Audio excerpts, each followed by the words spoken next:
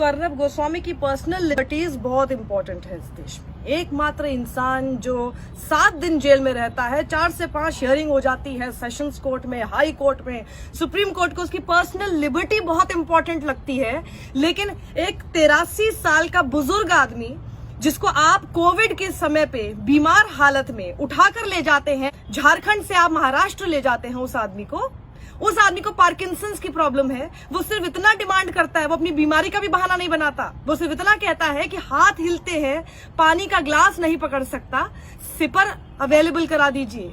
Sipper मिले या नहीं मिले उसके लिए एनआईए कोर्ट कहता है 20 दिन बाद सुनवाई होगी कि सिपर आपको देंगे कि नहीं देंगे। ये पर्सनल लिबर्टी वर्ड याद रखिएगा जिसका इस्तेमाल सुप्रीम कोर्ट ने किया है। पर्सनल लिबर्टी लगता है इस देश में सिर्फ अर्नब गोस्वामी के लिए है, या फिर उन लोगों के लिए है जो सिर्फ सत्ता के कहने पर काम करते रहे।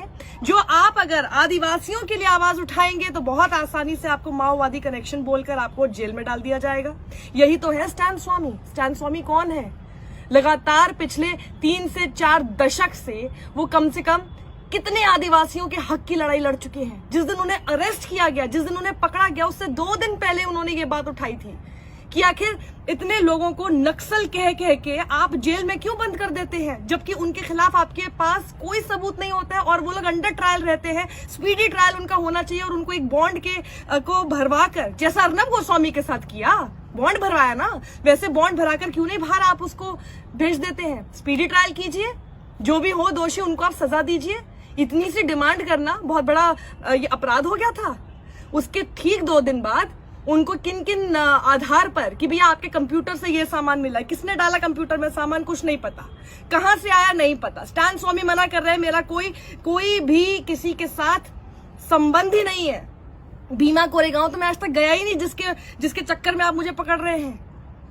कुछ प्रूव नहीं हुआ है, कोई एविडेंस नहीं। इस आदमी के खिलाफ तो सुसाइड नोट था अर्नब गोस्वामी के खिलाफ, जिसमें नाम है अर्नब गोस्वामी का और 2 और लोगों का।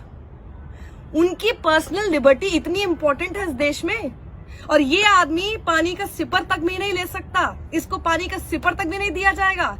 इनका स्पीडी ट्रायल तक नहीं होगा। स्पीडी ट्रायल तो दूर की बात है, पानी का सिपर इनको दिया जाए या ना दिया जाए उसके लिए कोर्ट आपको 20 दिन आगे कर देगा। और ये 7 दिन के अंदर आपको नाम गिनाऊं कौन कौन लोग कितने समय से कोर्ट जो है जेल के अंदर सड़ रहे हैं। उसके बाद उनको अगर छोड़ भी दिया गया है किसी को तो कितने लंबे समय तक, कौन है जिसको सुप्रीम कोर्ट से इतनी जल्दी लिस्टिंग मिल जाती है। इसीलिए सुप्रीम कोर्ट के बार एसोसिएशन के प्रेसिडेंट दुष्यंत दवे ने ये लेटर भी लिखा था। इसका जवाब है किसी के पास? कोर्ट में ही जब ये हियरिंग हो रही थी, जस्टिस चंद्रचूड़ उसको सुन रहे थे, इंदिरा जी उसको सुन रही थी, तब ये सवाल कपिल सिब्बल ने भी रखा था कि कितने केसेस में हमने देखा है कि उनको हियरिंग ही नहीं मिलती है और आगे मामला जो है टरका दिया जाता है। उसके ऊपर कोई जवाब नहीं था सुप्रीम कोर्ट के पास। क्यों नहीं था भाई जवाब? आप सारा का सारा पर्सनल लिबर्टी आप सिर्फ अर्नब गोस्वामी के समय पर याद करेंगे और फिर कहेंगे कि बाकियों के साथ भी नाइंसाफी होगी। वो बाकियों की कब लिस्टिंग होगी? हम अगर कोई भी केस हमारे ऊपर हो जाता है, क्या सुप्रीम कोर्ट इतनी जल्दी लिस्टिंग कर लेगा? वो भी ऐसे कोविड के समय में वर्चुअल हियरिंग चल रही है, कितने सारे इंपॉर्टेंट केसेस है जो अभी तक पेंडिंग चल रहे हैं। अर्नब गोस्वामी को बेल मिलना बहुत इंपॉर्टेंट है। बेल अगर अर्नब गोस्वामी का राइट है तो बेल इस देश में हर किसी का राइट है ना। पर्सनल लिबर्टी के सिर्फ एक आदमी की चलेगी और सिर्फ इसलिए चलेगी कि भैया आप जो काम कर रहे हैं वो सत्ता को बड़ा पसंद है। ये कौन से कनेक्शंस हैं? ये क्या चल रहा है देश में? तो राइट टू इक्वालिटी कहाँ रहा? आर्टिकल 14 का उल्लंघन कर दिया आपने। पर्सनल लिबर्टी की बात करते करते हम लोग के आर्टिकल 14 का उल्लंघन करेंगे। मैं आपको सुधा भारद्वाज देख लीजिए, वरवरा राव देख लीजिए, वर्नॉन गोंजाल्विस देख लीजिए, आनंद तेलतुंबडे देख लीजिए, गौतम नवलखा, स्टैन स्वामी, उमर खालिद, ये सब लोग जेल में सड़ रहे हैं। इनकी पर्सनल लिबर्टी के बारे में कोई बात नहीं करेगा क्योंकि ना इनके पास अपना एक फैंसी चैनल है जिसपे बैठ के वो अपना ढोल नगाड़े बजवा सकें, 1000-1500 रुपए दे के भीड़ इकट्ठी कर सकें और फिर दिखा सकें, बड़ी बड़ी बातें हूल दे सकें, सत्ता को ये दिखाने की कोशिश कर सकें वहां की, महाराष्ट्र की, कि भैया तुम मेरे से हार गए हो, बड़ा बड़ा नाच गाना कर सकें। ये सब नहीं है ना इनके पास। इनके लिए बोलने के लिए कोई नहीं है ना। ये बेचारे स्टैन स्वामी लोगों की, आदिवासियों की लैंड रिफॉर्म्स पर बात करते रहे। 5th शेड्यूल अभी तक इंप्लीमेंट ठीक से क्यों नहीं हुआ है उसके ऊपर हमेशा सवाल खड़ा करते रहे। लैंड बैंक्स नहीं होने चाहिए, उससे उनका कितना नुकसान होगा इस पर वो बात करते रहे। ये उनकी गलती थी, ये उनकी गलती है ना।